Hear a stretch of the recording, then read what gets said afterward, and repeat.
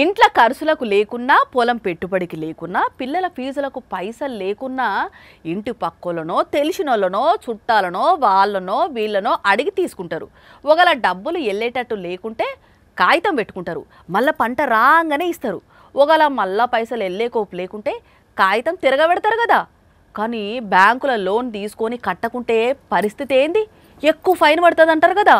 కానీ ఈడ ఏం చేసిండ్రంటే బ్యాంకులో తీసుకున్న లోన్ పైసలు ఎందుకు కడతలేరని సీదా ఇంటికొచ్చి వంట వార్పు చేసిండ్రు వరంగల్ జిల్లాల బ్యాంకోళ్ళు. దేవరూపుల మండలం పెద్ద తండాలుండే గుగులోతు లక్ష్మక్కది ఇల్లు 61,000 లోన్ తీసుకున్నదట. కానీ పండిన పంటకు పైసలు రాకపోవడు చేతిల సిల్లి గవ లేకుండేసరికి కిస్తీ ఏటమటమైందట. ఏమున్నది బ్యాంకోళ్ళు పనం తీడిచిపెట్టి సీదా ఇంటికే వచ్చిండ్రు. అగ చూడండి ఎట్లా పొయ్యి పెట్టి కట్టెలు పెట్టినాక బ్యాంక్ ఆయన ఏం మాట్లాడుతున్నాడో. ఈ రోజు ఇక్కడ సమావేశం మనం జరిగినాము.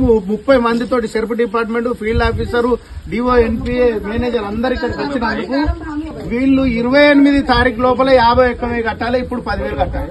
ఇది ఒకవేళ కట్టకపోతే మళ్ళా సెర్ప్ డిపార్ట్మెంట్ వాళ్ళందరూ వచ్చి ఇక్కడ కూర్చుంటూ వసూలు చేయడం అయితే ఏంది సార్, ఇప్పుడు 10,000 కట్టాలి, తతిమ 51,000 అటెంక కట్టాలనా? మరి ఇప్పుడు 10,000 కట్టించుకునేటోళ్ళు అయితే ఇంటి ముంగట పొయ్యి పెట్టి ఇజ్జత్ ఎందుకు తీసిండ్రు సార్? నార్మల్ పబ్లిక్ అంటే ఇంత చిన్న చూపేంది సారు? పెద్ద పెద్ద బిజినెస్ మెన్లు లక్షల కోట్లకి కొట్టి బయటి దేశం పోతే నోట్లకెంచి మాట వెళ్ళదు. అదే పేదోళ్ళు బ్యాంకుకు వస్తే ఆ సంతకం ఈ సంతకం అని లోన్లు శాంక్షన్ చేయకపోవడం ఒకటి. ఒకవేళ లోన్ ఇస్తే లేట్ అయినందుకు ఇదా సార్ మీ తారీఖ? మరి ముచ్చట మీద వరంగల్ లీడర్లు ఏం మాట్లాడతారో గానీ లోన్ కట్టలేదని ఇంటి ముంగట పొయ్యి పెట్టుడేందో ఏమో ఏం అర్థం అయితే లేదు. మరి ఎవరిని ఏమనేటట్టున్నది పటుర్రి.